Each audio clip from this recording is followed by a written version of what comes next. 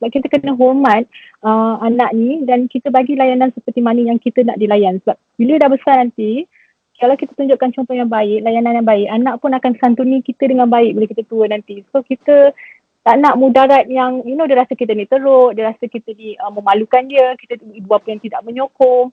So kita tak nak benda tu. Self-esteem dia jatuh, dia punya keyakinan diri dia jatuh. So itulah dia. Hai, Assalamualaikum. Bertemu lagi kita di Shortcast Mami Daddy Tahu Tak. Ini Falik nak bagi tahu yang mana setiap minggu kita akan berborak, kita akan berkongsilah antara perihal anak-anak kita, antara tips penjagaan anak dan macam-macam lagi berkaitan dengan anak-anak. Dan untuk minggu ini kita akan bersama dengan Puan Fazlin Zulkifli, iaitu ini boleh dikatakan parents educator lah. Yang mana untuk minggu ini kita nak berbincangkan topiknya, anak marah, anak jerit, apa nak buat? Mesti stres kan? Okey, Assalamualaikum Puan Fazlin. Waalaikumsalam. Jadi ini kita nak terus ke soalan yang pertama. Kita nak mula dengan bayi dululah. Kalau anak kita menangis, terutamanya bayi lah, apa cara terbaik ibu bapa harus lakukan? Adakah setiap kali dia nangis tu kita nak kena dukung ke, kita nak kena peluk ke, ataupun macam mana? Ataupun Puan Fazlin sendiri macam mana? Okey, Assalamualaikum. Mula-mula saya nak ucapkan terima kasih kepada stesen ni kerana sudi jemput saya. Okeylah, saya terus jawab soalan lah. Boleh, silakan. Biasanya battle ni tak akan habis. Anak menangis, kita nak comfort dia ke, kita nak pujuk dia ke, atau kita nak biarkan dia untuk tenangkan diri sendiri. So sebenarnya kita kena faham, semua baby memang menangis. Menangis tu normal. Ia cara mereka komunikasi. Cuma ada baby yang menangis lebih, ada baby yang lebih tenang. Ianya bergantung kepada pembawaan bayi tu sendiri tau. Jadi kita sebenarnya bila bayi tu menangis, kita kena tengoklah kenapa dia menangis. Dia nak makan ke, dia lapar ke, dia tak selesa ke, dia nak kita ada dengan dia ke. So ada banyak reason kenapa bayi ni menangis. So sebaiknya lah, yang paling ideal, kita jadi seorang yang ibu bapa yang responsif. Bila anak ni menangis, bayi ni menangis, kita datang, kita pujuk, kita tenangkan dia, kita nyanyikan dia. So itu yang sebaiknya lah. Kan? Tapi kita pun bukan semua ada skill, kemahiran atau kesabaran untuk attend, untuk jadi responsif untuk setiap kali anaknya menangis. Betul. Kan? Kita ada masalah lain, kita ada tekanan, kadang-kadang kita rasa anak lain buat perangai, kita rasa penat, kita tak ada dibantu. So macam mana pula kalau ibu macam ni, takkan dia nak jadi responsif all the time? Kesianlah untuk dia. Betul tak? So apa yang ibu bapa ini boleh buat kalau katakan dah situasi dia begitu, bolehlah tenangkan diri dulu. Okey, kalau ada anak yang lebih besar perlukan perhatian, bagi kejap perhatian, tapi mesti connect balik dengan bayi yang sedang menangis.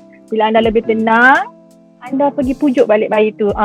Maksudnya kalau Puan Fazlin ada 3 orang anak, kalau yang seorang anak ni lain cerita lah, kita boleh 100% fokus dekat baby yang tengah menangis tu kan. Kalau yang macam ada 2 orang, 3 orang anak, mesti masing-masing pun ada PL masing-masing lah kan. Ada kalanya ibu bapa ni dah bagi perhatian dah, tapi tetap anak-anak kita ni tantrum juga. Jadi cara yang terbaik lah untuk kita tenangkan anak kita ni macam mana Puan Fazlin? Okey, sebenarnya kita kena fahamlah tantrum tu adalah keadaan di mana anak-anak ni hilang keupayaan untuk kawal diri mereka kerana keinginan yang tidak dipenuhi, kerana kecewa dengan sesuatu. So dia tak dapat apa yang dia nak, dia jadi tantrum, dia tak dapat kawal diri dia. Okay, so biasanya umur yang tantrum ni dia dah besar sikit lah, umur dalam setahun setengah sampai 36 bulan tu. So dia dah start rasa saya dah rasa macam dia dah rasa saya nak ada voice, saya nak buat keputusan sendiri. Tapi mereka tak tahu, mereka tak ada keupayaan untuk kawal diri mereka bila keadaan tidak seperti yang mereka harapkan. So apa yang kita boleh buat bila anak-anak ni tantrum kan, pertama sekali kalau boleh elakkanlah sebelum anak masuk fasa tantrum tu. Anak kawal, kalau boleh kita elakkan. Kita boleh elakkan anak ni jadi tantrum bila kita beri perhatian kepada keperluan anak tu. Sama dia lapar ke, dia mengantuk ke, dia dah penat ke. So bila kita lebih faham keperluan dia, kita dapat elakkan anak-anak ni daripada masuk fasa tantrum. Okey. So, bila dia dah tantrum kan, bila dah tantrum, kita nak buat apa? Dah menangis-nangis macam tu kan, menjerit macam tu, kita nak buat macam mana? Macam ni kita nak tenangkan mereka, kita kena berada dekat dengan mereka.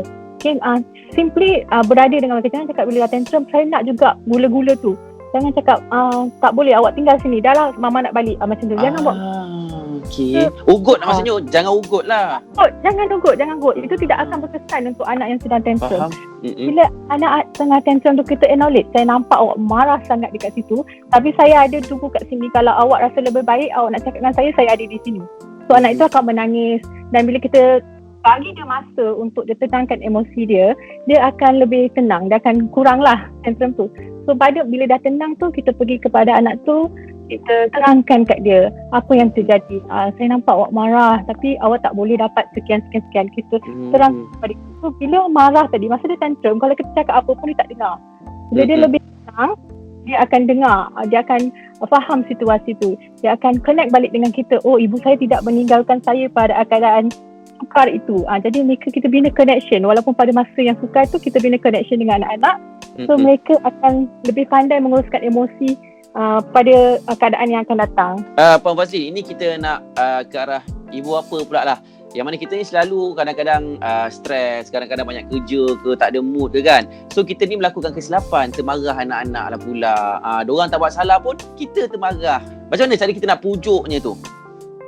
Okey, mula-mula kan kita tak seharusnya memarahi anak lah. Marah ni kita emosi, kita kena bezakan emosi kita cakap bila marah, kita guna suara yang tinggi, kita cakap benda yang tak sepatutnya. So anak sebenarnya bila kita start dia marah, dia akan jadi defensif. Dia tak nak dengar apa, dia tak dengar apa yang kita bebelkan sebelum apa yang kita cakap lepas tu. Faham. So, sebenarnya bila anak melakukan kesilapan, kita seeloknya tegur dia, bagi nasihat. Tegur ni kita lebih tenang, kita cakap apa yang awak salah buat tadi, awak sepatutnya begini-begini, macam mana kita boleh selesaikan kesilapan ini bersama, macam mana kita boleh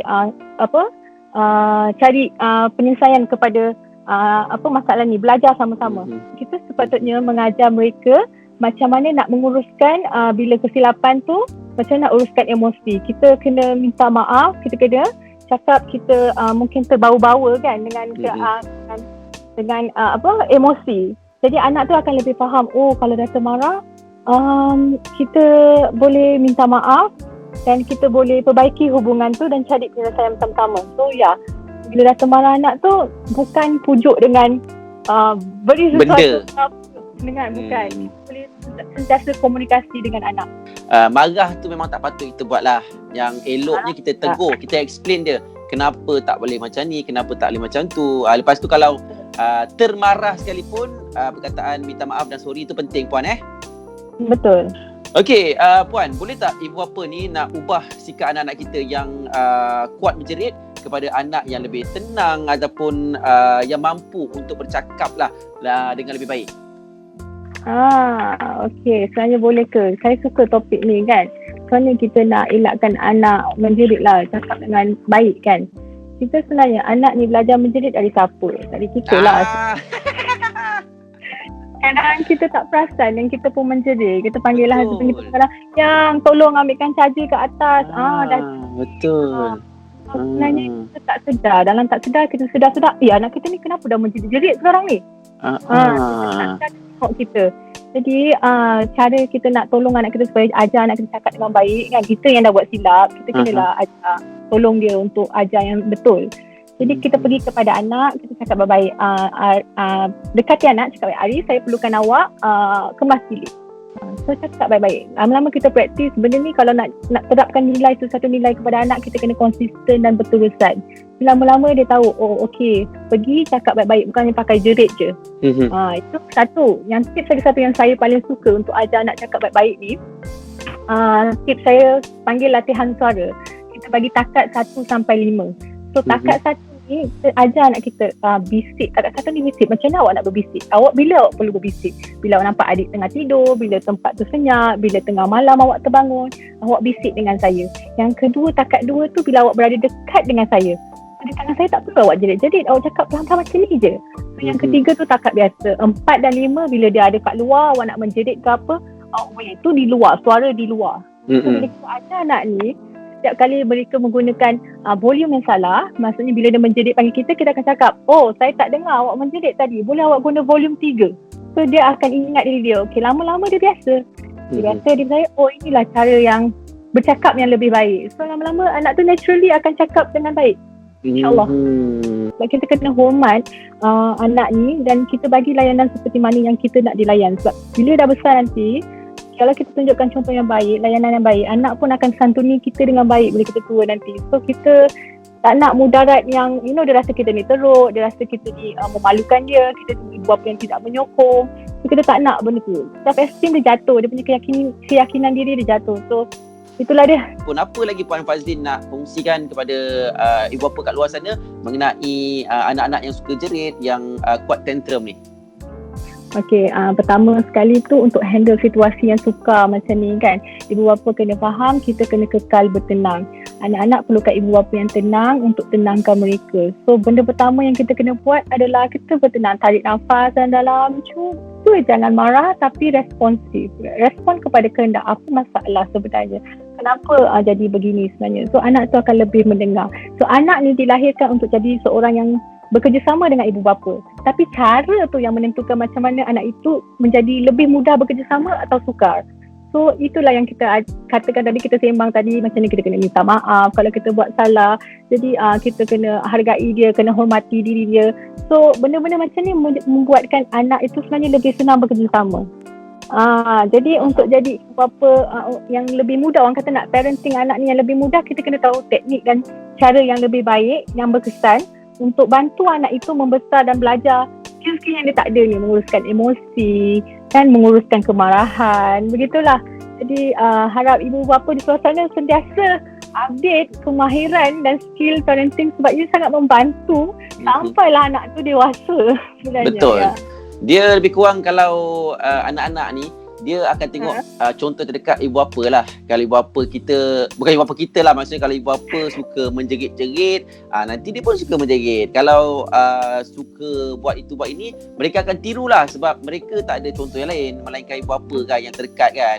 Okey, jadi saya nak ucapkan terima kasih kepada Puan Fazlin Zulkifli atas perkongsian kita untuk hari ini dalam Mami Daddy Tahu Tak. Ini Fazlin nak bagi tahu. Terima kasih Puan. Jumpa lagi insya-Allah. Terima kasih.